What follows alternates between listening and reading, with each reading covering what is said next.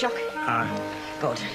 Just got 10 minutes before I pop up to Baldwin, see what sort of a mess he's made. Never washes a pot, you know.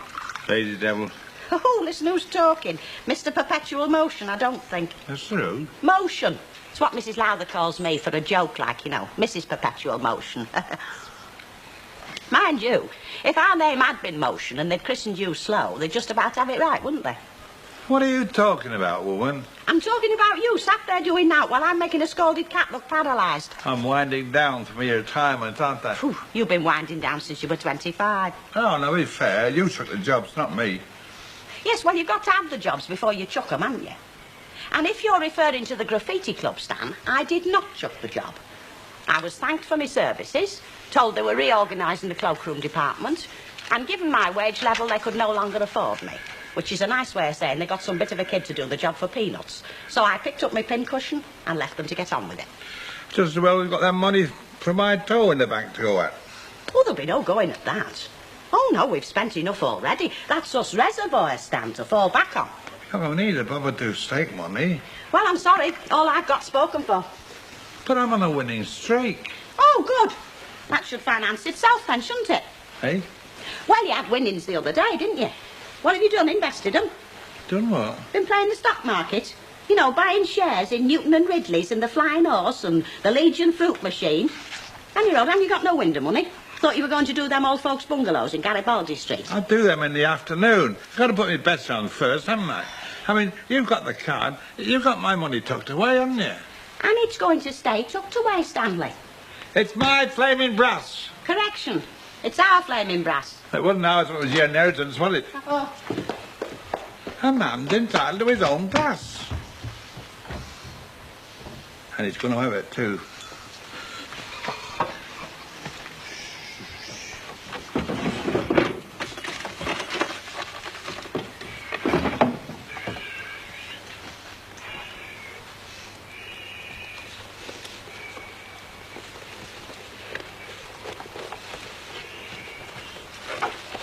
Tell me, eh?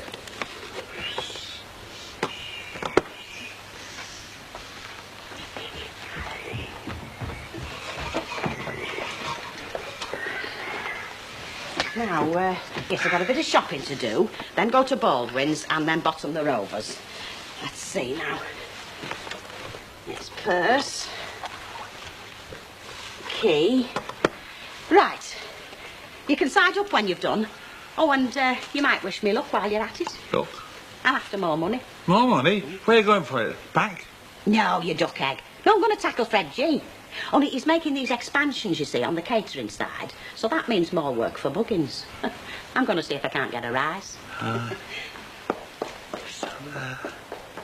I see. Well, thanks very much indeed. What did they say? He's had a reasonably comfortable night. Oh, is he coming home then? Well, they won't know, love. Not until the doctor sees him again this morning. He looked poorly, didn't he, when they put him in that ambulance? He really did. Yeah, he did. Poor Fred. But you're laughing at Bellings. It's not funny, you know. Poisoned with his own pies. Yeah, I know, but we don't know that, do we? No, but it's a fair guess. By heck, they must be lethal to fetch Fred to his knees. He's got a constitution like a cement mixer. Morning. Morning, Kenneth. How's the world treating you? Oh, not too bad. I'm just going to brew up. You can always tell. Steam comes out her ears. Would you like to have a cup? I'd love to, but I'm a bit pushed for time. It being press day and my readers baying for murder, mayhem, fire, earthquake, you name it. Is there any more in about Mr. Ogden's big toe? Personally, I thought that was very corny. Oh. Got 3 adverts from Chiropodist out of it, though. Can't be bad. Cheerio. Bye. Bye-bye. Hello. Oh, all these busy people. Oh, I keep meaning to ask if he's got any space for one of my short stories. I should keep sending them to Playboy. I think you've more chance. I'll put the kettle on. Now, what's His Majesty's pleasure today? Licorice sticks, lollipops? Hey, hang about. I'm shopping for Nicky, not his dad. Oh, 5 cigars, of course. 4 ounces of chocolate drops, please. By the by, he's not forgotten me, has he? Your Brian. You know that car I was after? Is he still keeping his eye out? Oh, yeah, he did say yesterday he might have some news for you. He's not been in touch. Oh, well, you know, Brian being Brian, everything will have to be just right. Hey, don't you knock him. He did me a good turn, your Brian. I should have given that Heslop fella good money and landed up with a load of old rubbish. Look, there's quite a big piece in here about the rubbish, you know, about the food they're doing and that. Don't tell me, let me guess. They found Stan Ogden's big toenail in one of Fred's famous pies. Oh, when did all this happen? Just after closing time, wasn't it, Betty? Yeah, that's right, lovey. Very dramatic it was. I'd just turned all the bar lights off, and he suddenly appeared in that doorway there, his face all contorted and moaning. Bah, bah. I thought, oh my God, he's going to attack me. Then he collapsed in a heap on the floor like a pile of washing. We managed to get him on the sofa there in the living room. And what a job that was. I slipped underneath him at one stage, everything went black. Well, we sent for the doctor, and then, of course, he got him into hospital ever so quickly. Well, of course, it's pathetic justice, isn't it? Is it? Of course it is. I mean, he tries to make more brass by selling inferior goods, and he's struck down. Pathetic justice. Which reminds me, who's the gaffer while he's away? She is, my mate. Well, I don't know about that. Only, I was going to have a word with Fred about my extra duties. Extra duties? Yes, well, he's extending the catering side, isn't he? Now, more food means more muck. There'll be crumbs and gravy stains all over tabletops. Oh. And who's going to have to shift it all? Me. Only now and again, Hilda, like you do now. So I was going to ask him for a rise. Betty? It's not to do with me. I can't give you a rise, Hilda. Well, who can then? Well, you'll have to wait till Fred gets back. Oh, when will that be?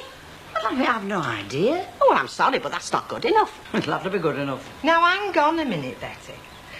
Hilda does have a point. She does have a genuine claim. Eh? I'll say I have. And if she feels that strongly about it, that she wants to make a point of principle, you know, like jack a job in, because she wants more money, well, then we'll just have to ring the job centre, won't we, and go through that terrible business of interviewing goodness knows how many applicants. What, applicants for my job? Hey, Hilda, there's hundreds on the dole who jump at your job, menial as it is, and for less money. Oh, aye. Folk with a job these days, we're aristocracy, aren't we? I've got 3 jobs. That makes you royalty, then. Oh. Yes, I suppose it does put me in a different class. Definitely. Right, well, I'll refer matters till Fred gets back then. I think you're being very wise, Hilda. I told you, Betty. We'll make a great team running this place together. I hardly said a word then. No, but you will, Betty, love, once you get into the swing of things. Oh, really? Rover's return. Betty Turpin speaking. Oh, hello, sister. He's what? Oh, dear. Oh, I am sorry. They're taking him down this afternoon. Oh. Oh, well, we'll ring again about 6 o'clock, eh? Anyway, thanks again, sister. Bye-bye, love. What's up? It's Fred. Yeah, well, I mean, I gathered that. What about him? Well, he hasn't got food poisoning, so it wasn't them pies that did it. He's got appendicitis. They're operating this afternoon. Appendicitis? Oh, well. That means he could be off work for quite some time, doesn't it? Yes, I suppose it could. Oh, dear, Betty. Oh, dear. Right, Stanley. Have you been taking your brass to the laundry, then? Getting it washed and pressed, like? I reckon they're printing their own. They're running them off the mangle. Only time I get fresh notes these days is when I go down to that cash dispenser. I've been doing the windows at Weatherfield Mint, haven't I? Excuse, Stan. Have you got out for an upset stomach? Salts? Give us a tin. I've been right for days, ever since I had that flaming pie at the Rose. I heard they'd gone off. Gone off? It's a scandal. I'll tell you what, if you're missing a cat, look no further. You can have a bad pie every now and again, but, I mean, generally, hasn't Fred been improving the standard of the food? You know, he's gone a bit upmarket with it, like. You joking? Oh, seriously, Ken's writing an article on those lines. What a promotion job, like. No, not a promotion job, an honest, unbiased opinion. Oh, I like the one he did on graffiti. Honest, unbiased, and surrounded by adverts. Ta-ra. Ta-ra. All right, so he's got an upset stomach, but who's he when he's at home? Should be in flipping horror movies. Hello, ladies. Another lunchtime rave up, is it? We just fancied a pick-me-up after a morning's hard toil, didn't we, Mavis? Yes, can I have 2 sweet cherries? A likely story. Oh, maybe, Chuck. Is that the record you got there? Yes, I brought it especially because I know yours doesn't get delivered till late Oh, afternoon. thanks, lovely. I don't think Fred's going to be very pleased. Oh? Ta-ra. Thank you. Oh, are we in? Are we in? Oh, yes, you're in all right. Oh, let's have a scan. Look, there's my photo. I don't look half bad, do I? That camera loves me. I've always said that. Hey, I'm an ear and all, you know. Yeah, so yeah. I think you better read what it says. Yeah. It isn't very flattering. Oh. First impressions on entering the Rover's return are favourable. Well, what's up with that? We see me, don't you? The atmosphere is traditional and friendly. Mrs. Elizabeth Turpin and Miss Bet Lynch, who supervise the bar, give sparkling service, Like a couple of human rubies, we are. which together with the excellent ales go some way to compensate for the quality of the food, which, alas, is well below the standard expected of pub grub in these days of the bistro explosion. Oh dear, the sting in the tail. Quite blunt, isn't it? That's why I said I didn't think Fred would be very happy about it. Mavis, do you know if they deliver this paper to the hospital? Hospital, why? Well, that's where Fred is. You know, he's got appendicitis. I'm sorry. And if he sees a paper like this, it could be, well, dangerous for him. I mean, the shock of seeing such an article after such a serious operation. Well, I don't think they do deliver it to the hospital. Well, I've never seen it. Oh, that's good.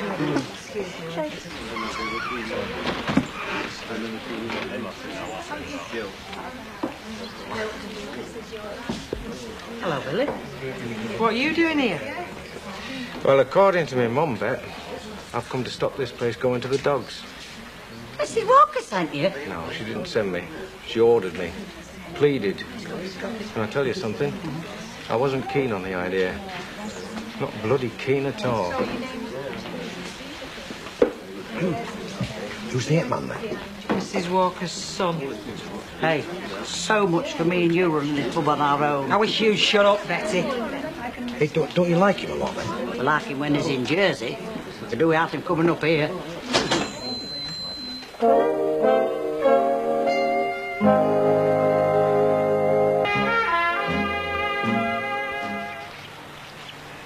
Afternoon, Mrs. Fairclough. Grand day for the race. What race? Human race, love.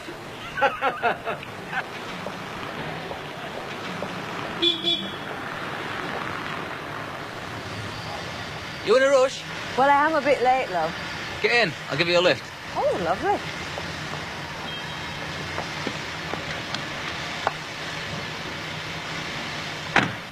What do you think? Very snazzy. Is it yours? No. It's yours. If you want it.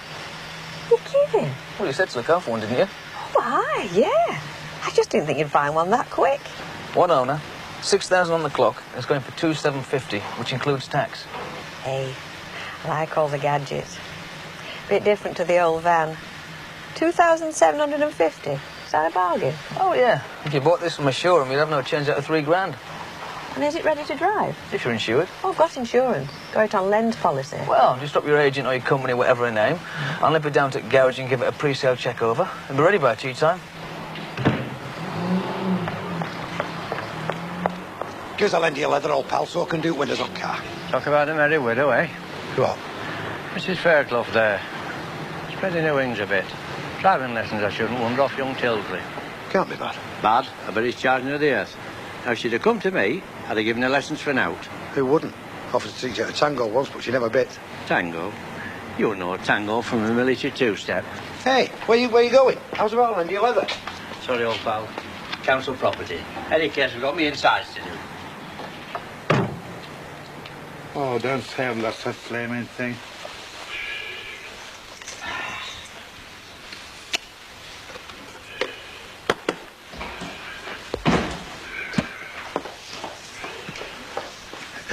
Oh, there you are. Mr. Moneybags, man with the Midas touch. Hey? Oh, I've been hearing some right tales about you, Stanley Ogden. Now then, I think it's about time we had a few cards on the table. Cards? What cards? Well, what cards do you think? Happy families or something? I've no idea. Perhaps you'd fancy a rubber or whist. Only I was thinking, if we played a few hands, I might win some of this brass you've been thinking about. What brass? I'm in the corner shop, my pride in my pocket and asking for tick. And what do I get? Tales about you in there bunging them tenors. It was me own money. Well, have you found a tree what grows it or something? Don't toad daft. Well, where are you getting it? It was my winnings, wasn't it? Oh, well, you had winnings a couple of days since. But this morning you were on the cadge. Well, I went down to the Legion, didn't I? Go on. I went down to the Legion and I won the jackpot. And I used that money to put on my bets on. And my horse came in first. Did it? Stan, just look me in the eye and tell me you've not been to that moneylender. Have I acres like? Look, fetch the Bible. Let me be struck down with a bolt of lightning or something. No, it's too risky. It'd leave a hole in the roof. Look, honest, it's my money, love. Gospel truth, it's my money. Are you a bit short, Smith? Well, I could do with a couple of quid, yeah. Right, well, yeah. One for Tippy, one for good luck.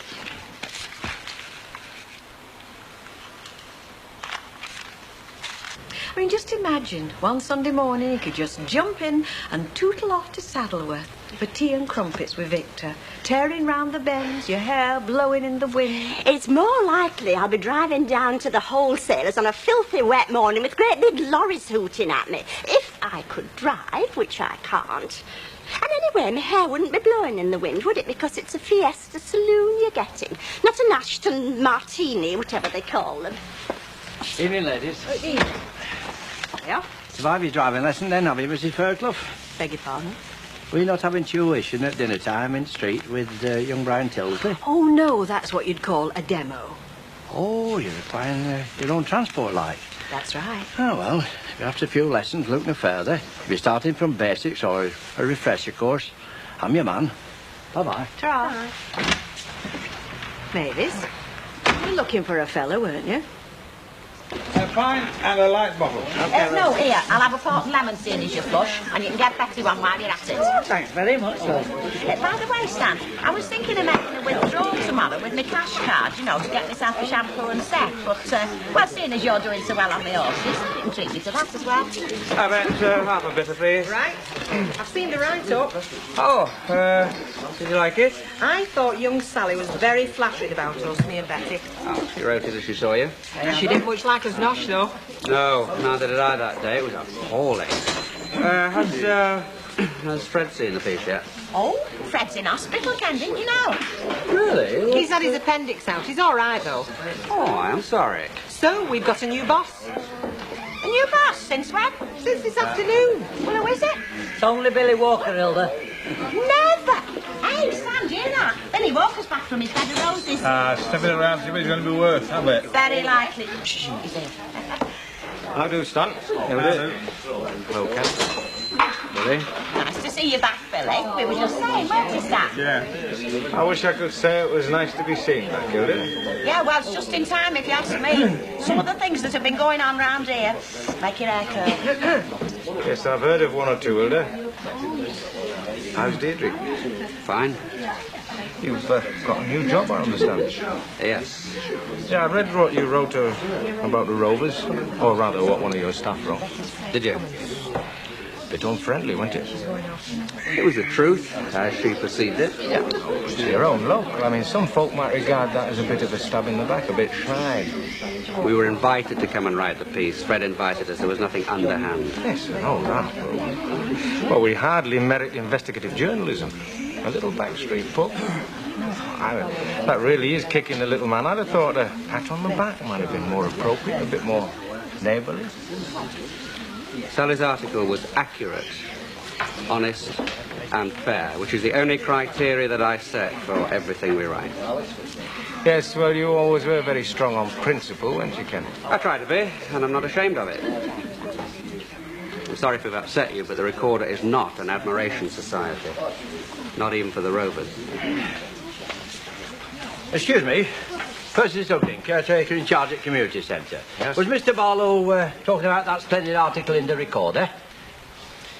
What if he was? Well, it was spot on, wasn't it? The grow's been terrible in this pub recently. In fact, I've been thinking of reporting it to my colleagues in public health, especially about them pies.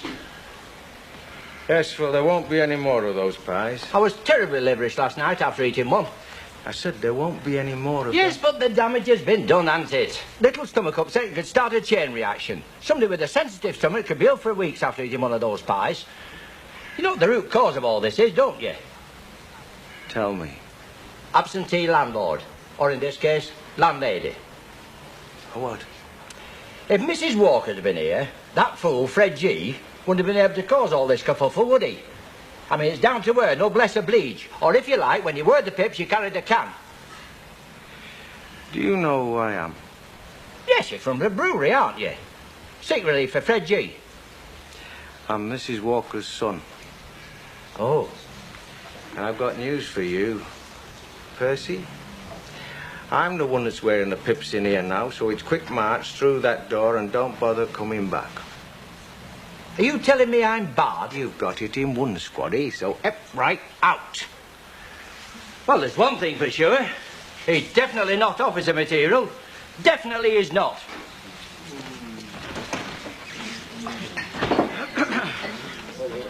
I thought he'd come to improve things.